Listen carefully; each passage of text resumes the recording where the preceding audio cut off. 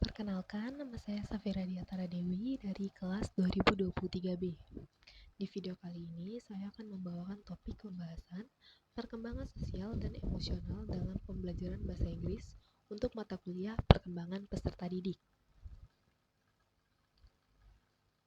Untuk topik pertama, yaitu perkembangan psikososial teori Erikson, yaitu bagaimana kebutuhan individu seseorang atau psycho tergabung dengan keperluan dan tuntutan masyarakat atau sosial.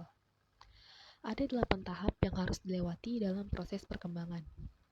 Yang pertama ada trust versus mistrust yang terjadi pada anak usia 0 sampai 18 bulan. Pada tahapan ini, seorang anak belajar untuk mempercayai caregivers mereka, yaitu orang tua. Anak akan bergantung sepenuhnya kepada caregivers untuk segala keperluannya. Yang kedua ada autonomy versus shame and doubt yang terjadi pada anak usia 18 bulan sampai 3 tahun. Pada tahapan ini, seorang anak sudah memiliki autonomi dan independence. Anak sudah mulai memiliki makanan favorit dan mereka sudah memiliki preference terhadap suatu hal. Yang ketiga ada initiative versus guilt yang terjadi pada usia 3-5 tahun. Pada tahapan ini, seorang anak mulai mengambil inisiatif dan mengontrol apa yang terjadi ketika bermain dengan teman-temannya. Yang keempat, ada industry versus inferiority yang terjadi pada usia 5-12 tahun. Pada tahapan ini, seorang anak mulai merasa bangga atas keberhasilan dan kesuksesan dirinya. Anak mulai harus berinteraksi dengan lebih banyak orang dan mengejar kegiatan akademis mereka.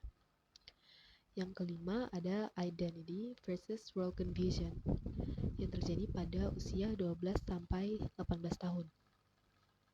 Di tahapan ini, seorang anak sudah mencari jati diri mereka. Mereka mencari identitas dengan cara mempertimbangkan kepercayaan, tujuan, dan nilai-nilai yang mereka pegang. Yang keenam ada intimacy dan isolation yang terjadi pada usia 18-40 tahun. Tahap ini meliputi masa dewasa awal ketika seseorang mengeksplorasi hubungan pribadi dengan orang lain. Yang ketujuh ada generality versus technician yang terjadi pada usia 40-65 tahun. Di tahapan ini, seorang merasa dirinya harus melakukan sesuatu yang berkontribusi terhadap masyarakat. Yang terakhir, ada ego insecurity versus despair yang terjadi pada 65 tahun ke atas.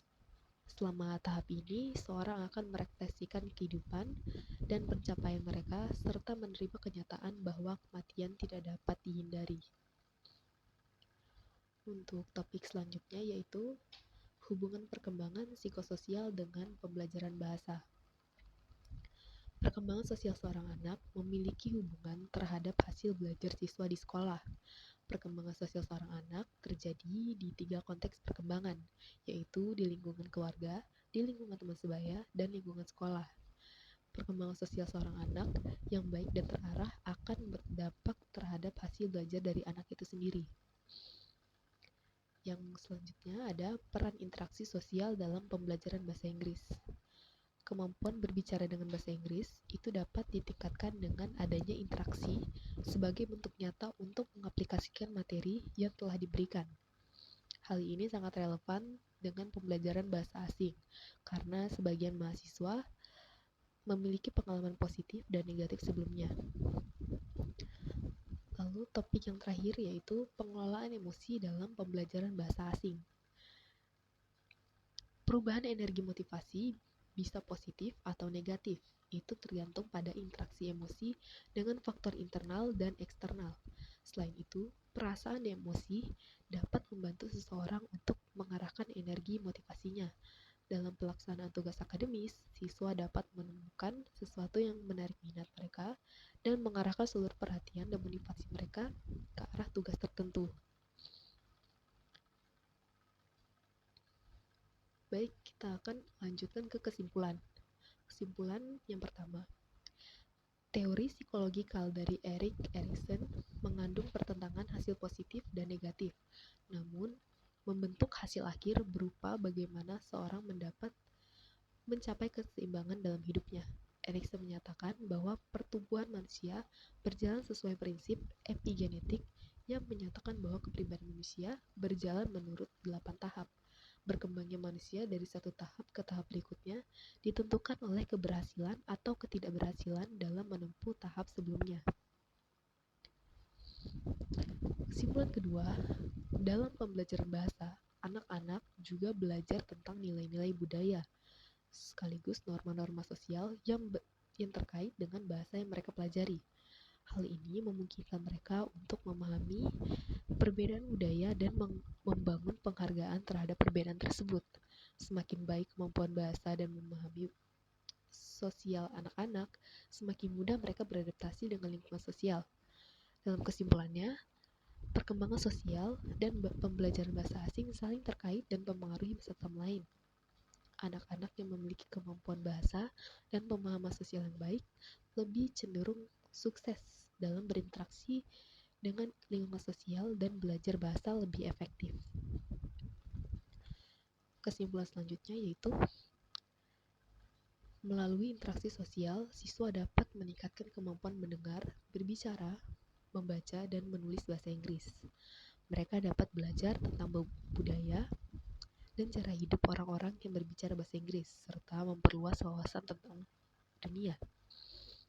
Oleh karena itu, penting bagi guru bahasa Inggris untuk menciptakan lingkungan kelas yang memfasilitasi interaksi sosial dan memberikan kesempatan siswa untuk berinteraksi dengan orang-orang berbicara bahasa Inggris. Dengan demikian, siswa akan lebih mudah untuk memperoleh keterampilan bahasa Inggris yang baik dan merasa lebih percaya diri dalam menggunakan bahasa Inggris. Lalu kesimpulan yang terakhir, yaitu pengelolaan emosi memainkan peran penting dalam pembelajaran bahasa asing. Ketika seseorang belajar bahasa asing, mereka mungkin mengalami kecemasan atau rasa takut ketika berbicara dengan penutur asli bahasa tersebut atau native speaker. Namun, dengan pengelolaan emosi yang tepat, seseorang dapat mengatasi rasa takut dan kecemasan tersebut.